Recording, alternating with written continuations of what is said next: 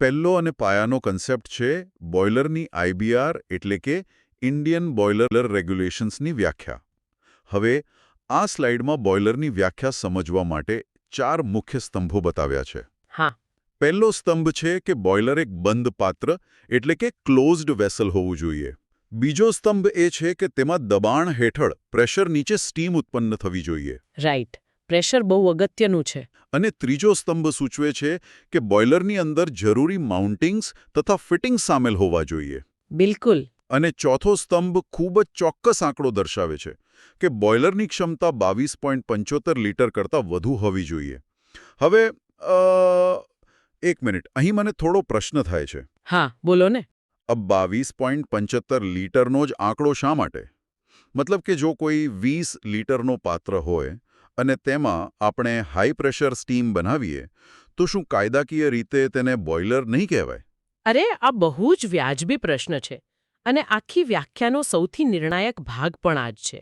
એવું છે? હા. જો આપણે આ નિયમના ઇતિહાસમાં જઈએ ને તો આ 22.75 લીટરનો આંકડો કોઈ રેન્ડમલી મૂકેલો આંકડો નથી. વર્ષો પહેલા જ્યારે બોઇલરના કોઈ ચોક્કસ નિયમો ન હતા ત્યારે ઇન્ડસ્ટ્રીઝમાં ભયાનક બોઇલર બ્લાસ્ટ થતા હતા. ઓહ, સેફટી ઇશ્યુ. બેઝિકલી હા. આને સમજવા માટે આપણા ઘરના પ્રેશર કુકરનું ઉદાહરણ લઈએ. પ્રેશર કુકર એ મૂળભૂત રીતે એક નાનકડું બોઇલર જ છે. સાચી વાત છે. એમાં પણ પ્રેશરથી જ વરાળ બને છે. હા. હવે જો કુકર ફાટે તો નુકસાન તો થાય જ છે, પણ તે એક રૂમ પૂરતું સીમિત હોય છે કારણ કે તેની ક્ષમતા માંડ 3 કે 5 લીટર હોય છે. પરંતુ પણ મોટું પાત્ર હોય તો વધારે ખતરો. એક્ઝેક્ટલી. જ્યારે પાણીમાંથી સ્ટીમ બને છે ત્યારે તેનું કદ અનેક ગણું વધી જાય છે. 22.75 લીટરથી મોટા પાત્રમાં જ્યારે સ્ટીમ જનરેટ થાય અને જો તે અનિયંત્રિત દબાણ હેઠળ ફાટે ને તો તે એક પ્રચંડ બોમ્બ બ્લાસ્ટ જેવી અસર કરે. આખી ફેક્ટરી ઉડી શકે. ઓહ, એટલે આ સંપૂર્ણપણે સેફટી લિમિટ છે. બિલકુલ. આ લિમિટ એટલા માટે સેટ કરવામાં આવી છે કે 22.75 લીટરથી મોટી કેપેસિટીવાળા કોઈ પણ બંધ પાત્રને સરકારી આઈબીઆર કાયદાના કડક નિયમોનું પાલન કરવું જ પડે. તેનું ઇન્સ્પેક્શન ફરજિયાત બની જાય. અચ્છા, હવે મને સમજાયું. અને હા, તમે જે ત્રીજા સ્તંભની વાત કરી, પેલો માઉન્ટિંગ્સ અને ફિટિંગ્સ, તે પણ આ સેફટી માટે જ છે. હા, એ બે શબ્દોમાં હંમેશા કન્ફ્યુઝન થતું હોય છે. જુઓ, સિમ્પલ ભાષામાં કહું તો માઉન્ટિંગ્સ એટલે એવી વસ્તુઓ જે સુરક્ષા માટે એકદમ ફરજિયાત છે. જેમ કે પેલી પ્રેશર કુકરની સીટી? પરફેક્ટ. કુકરની સીટી એટલે સેફટી વાલ્વ અથવા તો વોટર લેવલ ઇન્ડિકેટર. જો આ ન હોય તો બોઇલર ફાટી શકે. રાઈટ. જ્યારે ફિટિંગ્સ એટલે એવી એસેસરીઝ જે બોઇલરની કાર્યક્ષમતા અને ઓપરેશનને સરળ બનાવે છે. જેમ કે પાણી અંદર દાખલ કરવા માટેનો કોઈ સાદો વાલ્વ. વાહ, આ ક્લેરિટી ખરેખર જરૂરી હતી. માઉન્ટિંગ્સ એટલે સેફટી અને ફિટિંગ્સ એટલે ઓપરેશન. હવે આપણે સ્લાઇડ 3 અને 4 તરફ આગળ વધીએ. ચોક્કસ. કોર્સના આ બીજા ભાગમાં બોઇલરનું પ્રવાહ એટલે કે ફ્લો મુજબ વર્ગીકરણ સમજાવવામાં આવ્યું છે. અહીં 2 મુખ્ય પ્રકાર બતાવ્યા છે: ફાયર ટ્યુબ બોઇલર અને વોટર ટ્યુબ બોઇલર. હા. પ્રેઝન્ટેશનના ગ્રાફિક્સ પ્રમાણે જોઈએ તો ફાયર ટ્યુબ બોઇલરમાં સિસ્ટમ એવી છે કે ટ્યુબની અંદર ગરમ ગેસ અથવા ફાયર વહે છે અને તે ટ્યુબની બહારની બાજુએ પાણી ભરેલું હોય છે. બરાબર. જ્યારે વોટર ટ્યુબ બોઇલરમાં બરાબર આનાથી ઉલટું જોવા મળે છે. પાણી ટ્યુબની અંદર હોય છે અને ગરમ ગેસ તેને બહારથી ગરમ કરે છે. આ બે વચ્ચેનો તફાવત સમજવો એ મિકેનિકલ એન્જિનિયરિંગના પાયાને સમજવા જેવું છે. હું સમજાવું કે વોટર ટ્યુબ બોઇલરની પાછળનું એન્જિનિયરિંગ લોજિક કેટલું પાવરફુલ છે. પ્લીઝ. વિચારો કે બહુ જ હાઈ પ્રેશરવાળી સ્ટીમ જોઈએ છે. ઓકે. જો ફાયર ટ્યુબ વાપરીએ તો સ્ટીમ એક મોટા ડ્રમ કે શેલના જમા થાય. હાઈ પ્રેશરના કારણે એ મોટો શેલ ફાટી જવાનો ડર રહે. તેને જાળો બનાવવો પ્રેક્ટિકલ નથી. હા, ખર્ચો પણ વધી જાય ને. બિલકુલ. હવે વોટર ટ્યુબમાં જુઓ. પાણી નાની નાની ટ્યુબ્સની અંદર છે. ફિઝિક્સનો સિમ્પલ નિયમ છે કે નાના વ્યાસવાળી એટલે કે સ્મોલ ડાયામીટરવાળી ટ્યુબ્સ ઊંચા દબાણને ખૂબ જ આસાનીથી સહન કરી શકે છે. અરે હા, મતલબ એક મોટા ફુગ્ગામાં હવા ભરવી અને એક નાની મજબૂત પાઇપમાં હવા ભરવી. પાઇપ વધારે પ્રેશર સહન કરી શકશે. એક્ઝેક્ટલી. આ જ લોજિક છે. વધુમાં પાણી નાની ટ્યુબ્સમાં વહેતું હોવાથી ગરમ ગેસના સંપર્કમાં વધુ આવે છે. એટલે તે બહુ જ ઝડપથી ગરમ થાય છે. રાઈટ. તેથી જ્યારે પણ ઇન્ડસ્ટ્રીમાં હાઈ પ્રેશર અને મોટા જથ્થામાં સ્ટીમની જરૂર હોય ત્યારે વોટર ટ્યુબ ડિઝાઇન જ સૌથી શ્રેષ્ઠ સાબિત થાય છે. ઉદાહરણ તરીકે ચોથી સ્લાઇડમાં ફાયર ટ્યુબ માટે લેન્કેશાયર અને કોચરન બોઇલર દર્શાવ્યા છે. જે પ્રમાણમાં લો પ્રેશર માટે વપરાય છે. હા, જ્યારે વોટર ટ્યુબ માટે બેબકોક એન્ડ વિલ્કોક્સ અને લામાઉન્ટ બોઇલરના નામ છે, જે હાઈ કેપેસિટી માટે જાણીતા છે. ઓકે, તો ફ્લો અને ટ્યુબ્સની વાત તો એકદમ ક્લિયર થઈ ગઈ. હવે સ્લાઇડ 5 પર જઈએ, જ્યાં બોઇલરની અક્ષ એટલે કે એક્સિસની સ્થિતિ મુજબ વર્ગીકરણ આવે છે. આ પણ બહુ પ્રેક્ટિકલ છે. હા, આમાં 3 આકારો છે. આડું બોઇલર એટલે કે હોરિઝોન્ટલ, ઊભું બોઇલર એટલે કે વર્ટિકલ અને ત્રાંસુ બોઇલર એટલે કે ઇન્ક્લાઇન્ડ. હવે જોવા જઈએ તો આ વર્ગીકરણ થોડું બેઝિક લાગે છે, પણ ઇન્ડસ્ટ્રીમાં આની પસંદગી કઈ રીતે થાય છે? આ પસંદગી સંપૂર્ણપણે ઇન્ડસ્ટ્રીયલ પ્લાનિંગ અને ફ્લોર સ્પેસ પર આધાર રાખે છે. ફ્લોર સ્પેસ એટલે કે જમીનની જગ્યા. હા, જો કોઈ ઉદ્યોગ એવા શહેરમાં હોય જ્યાં જમીન બહુ મોંઘી છે અથવા ફેક્ટરીમાં જગ્યા ખૂબ જ ઓછી હોય, તો ત્યાં મોટું આડું બોઇલર ગોઠવી જ ન શકાય. રાઈટ. આવી પરિસ્થિતિમાં વર્ટિકલ બોઇલર ડિઝાઇન કરવામાં આવે છે, જે જમીનની ઓછી જગ્યા રોકે અને હવામાં ઊંચાઈ પકડે. જેમ આપણે સિટીમાં બહુમાળી ઇમારતો બનાવીએ છીએ જગ્યા બચાવવા. બિલકુલ એવું જ. તેનાથી વિપરીત, જ્યાં પુષ્કળ ફ્લોર સ્પેસ ઉપલબ્ધ હોય અને સતત મોટી માત્રામાં સ્ટીમ જોઈતી હોય, ત્યાં હોરિઝોન્ટલ બોઇલર જ પસંદ કરવામાં આવે છે. એવું કેમ? કારણ કે તેને ઓપરેટ કરવું અને સાફ કરવું ઘણું સરળ રહે છે. Make sense. તો આકારની વાત થઈ ગઈ. હવે સ્લાઇડ 6 પર આવીએ. મને એક વાત કહો, દરેક ઇન્ડસ્ટ્રીની જરૂરિયાત સરખી તો નથી હોતી ને? ના, જરાય નહીં. કોઈ જગ્યાએ ઓછું પ્રેશર જોઈએ તો ક્યાંક બહુ વધારે પ્રેશરથી કામ થતું હોય. તો આ પ્રેશરના આધારે પણ બોઇલરના પ્રકાર પડે છે. 100%. અને આ સ્લાઇડમાં પ્રેશર મુજબનું વર્ગીકરણ બહુ સરસ રીતે સમજાવ્યું છે. 3 કેટેગરી છે. સૌથી પહેલું લો પ્રેશર બોઇલર, જે 20 બારથી ઓછું દબાણ ધરાવે છે. 20 બારથી ઓછું એટલે ક્યાં વપરાય? દાખલા તરીકે કોઈ નાની ટેક્સટાઇલ ફેક્ટરી છે, જ્યાં માત્ર કપડાને ઇસ્ત્રી કરવા, ગરમ કરવા કે પેલી ડાઇંગ પ્રોસેસમાં સ્ટીમ જોઈતી હોય. કલર કરવા માટે. હા, ત્યાર બહુ હાઈ પ્રેશરની જરૂર જ નથી, એટલે લો પ્રેશરથી આરામથી કામ ચાલી જાય. ઓકે. અને મીડિયમ પ્રેશર ક્યાં વપરાય? મીડિયમ પ્રેશર એટલે 20 થી 80 બારની વચ્ચેનું દબાણ. આ ખાસ કરીને પ્રોસેસ ઇન્ડસ્ટ્રીઝમાં વપરાય છે. પ્રોસેસ ઇન્ડસ્ટ્રીઝ એટલે કેમિકલ કે એવું કંઈ? હા, જેમ કે ખાંડના કારખાના છે કે કોઈ મોટી કેમિકલ ઇન્ડસ્ટ્રી, જ્યાં રાસાયણિક પ્રક્રિયાઓ માટે ચોક્કસ તાપમાન અને થોડા વધુ દબાણવાળી સ્ટીમની જરૂર પડે છે. રાઈટ. અને આમાં ત્રીજી કેટેગરી છે હાઈ પ્રેશર બોઇલર, જે 80 બારથી પણ વધુ દબાણ પેદા કરે છે. હવે 80 બાર એટલે ખરેખર બહુ જ પ્રચંડ દબાણ કહેવાય. આટલું બધું પ્રેશર કોને જોઈતું હોય? આ પ્રેશર જોઈતું હોય પાવર પ્લાન્ટ્સને. વીજળી બનાવવા માટે? બિલકુલ. ત્યાં સ્ટીમનો ઉપયોગ કોઈ વસ્તુને ગરમ કરવા માટે નથી થતો, પરંતુ મોટા મહાકાય સ્ટીમ ટર્બાઇન્સને ફેરવવા માટે થાય છે. આ ટર્બાઇન્સ ફરે એટલે જ ઇલેક્ટ્રિસિટી પેદા થાય. અચ્છા. આવા પાવર પ્લાન્ટ્સમાં સ્ટીમમાં એટલી તાકાત હોવી જોઈએ કે તે ટર્બાઇનની ભારે બ્લેડ્સને જોરદાર ધક્કો મારી શકે. ત્યાં બેન્સન બોઇલર જેવા હાઈ પ્રેશર બોઇલર્સ વપરાય છે. વાહ. આના પરથી હવે સ્લાઇડ 7ના એક બહુ જ ઇન્ટરેસ્ટિંગ કોન્સેપ્ટ પર જઈએ. પાણીનું પરિભ્રમણ એટલે કે વોટર સર્ક્યુલેશન. આ થોડો ટેકનિકલ મુદ્દો છે. હા, મને પણ થોડું એવું જ લાગ્યું. અહીં 2 પ્રકાર બતાવ્યા છે. કુદરતી પરિભ્રમણ એટલે કે નેચરલ સર્ક્યુલેશન અને ફરજિયાત પરિભ્રમણ એટલે કે ફોર્સ્ડ સર્ક્યુલેશન.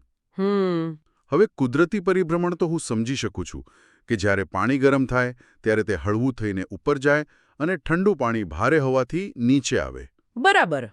જેમ આપણે ઘરે ચા બનાવવા પાણી ઉકાળીએ અને પાણી આપમેળે ગોળ ફરવા લાગે. બેબકોક એન્ડ વિલ્કોક્સ તેનું ઉદાહરણ છે. પણ આ ફરજિયાત પરિભ્રમણ એટલે શું અને તેની જરૂર કેમ પડી? ચાલો આને એકદમ સિમ્પલ ઉદાહરણથી સમજીએ. તમે જે ચાના પાણી ઉકાળવાની વાત કરી ને, તે નેચરલ સર્ક્યુલેશન માટે એકદમ પરફેક્ટ છે. ઓકે. પણ હવે કલ્પના કરો કે કોઈ બહુ જ ઘટ્ટ સૂપ બનાવી રહ્યો છે, થિક સૂપ. હા. શું એ સૂપ ખાલી ગરમ કરવાથી જાતે તપેલીમાં ગોળ ફરશે? ના, એ તો ક્યારેય ન ફરે. એ તો તળિયે ચોંટીને બળી જશે.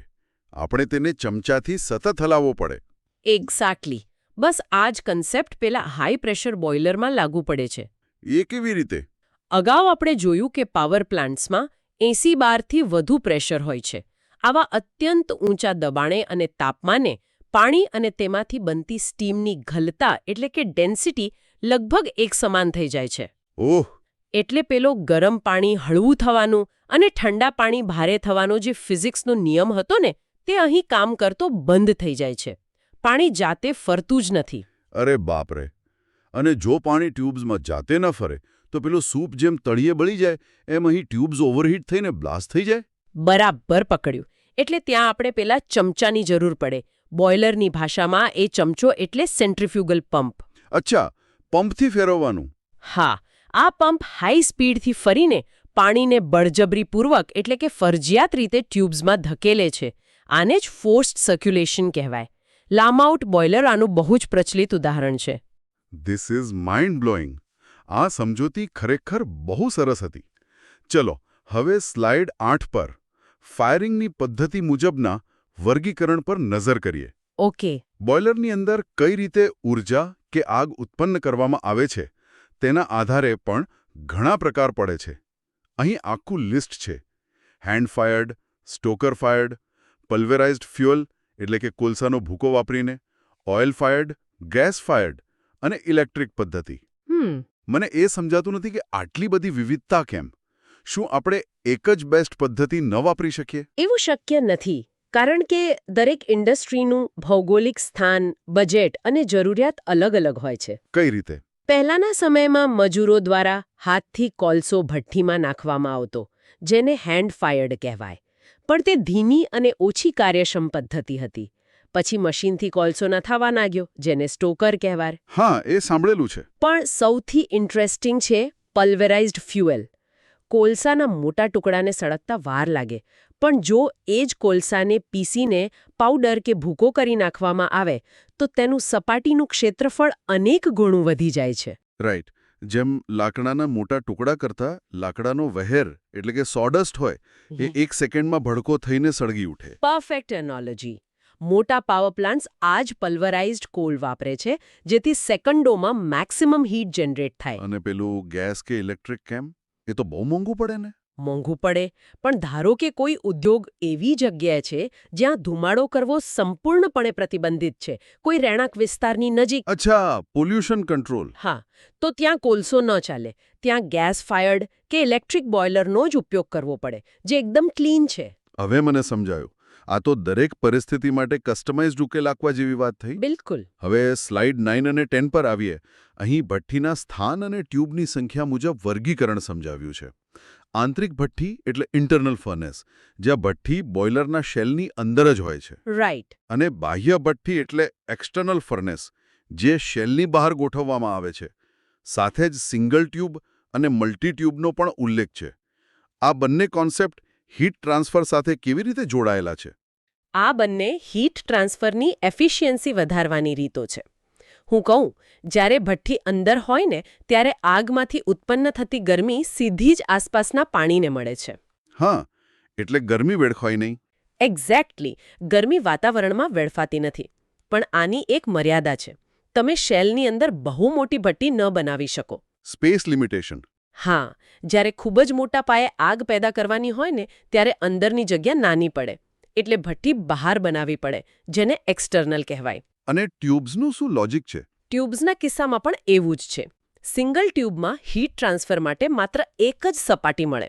પણ જો એક મોટા શેલમાં 50 નાની ટ્યુબ્સ હોય, એટલે કે મલ્ટી ટ્યુબ, તો ગરમી અને પાણી વચ્ચેનો કોન્ટેક્ટ એરિયા અનેક ગણો વધી જાય. સરફેસ એરિયા વધે એટલે હીટ ટ્રાન્સફર ફાસ્ટ થાય. અને સ્ટીમ બહુ જ જલ્દી બને. ખરેખર એન્જિનિયરિંગનું આ લોજિક બહુ જ ઇમ્પ્રેસિવ છે. હા, પણ હવે જે વર્ગીકરણ આવે છે ને એ સૌથી વધારે પ્રેક્ટિકલ છે. Slide 11, right? ઉપયોગ અને ગતિશીલતા એટલે કે મોબિલિટી મુજબ. હા. આમાં 3 પ્રકાર છે: સ્ટેશનરી બોઇલર, લોકોમોટિવ બોઇલર અને મરીન બોઇલર. સ્ટેશનરી તો પાવર પ્લાન્ટ્સમાં એક જ જગ્યાએ જમીન પર ફિક્સ હોય છે, એ સમજાય છે. પણ પેલા બંને તો ફરતા રહે છે ને? હા, ટ્રેનમાં અને જહાજોમાં. તો આ ફરતા બોઇલર્સની ડિઝાઇનમાં શું અલગ હોય? આમાં સૌથી મોટો પડકાર એન્જિનિયર્સ માટે એ હોય છે કે આસપાસનું વાતાવરણ ડિઝાઇનને કઈ રીતે પ્રભાવિત કરે છે. સ્ટેશનરી બોઇલર તો 5 માળની બિલ્ડિંગ જેટલું મોટું હોઈ શકે, કારણ કે વજન કે કદની કોઈ ખાસ મર્યાદા નથી. જમીન પર જ રહેવાનું છે એટલે? હા, પણ જ્યારે લોકોમોટિવની વાત આવે ત્યારે ધ્યાનમાં રાખવું પડે કે આખું મશીન રેલવેના પાટા પર ચાલવાનું છે. ઓકે. તેનું વજન અને કદ ટ્રેનના એન્જિનની સાઇઝમાં સેટ થવું જોઈએ.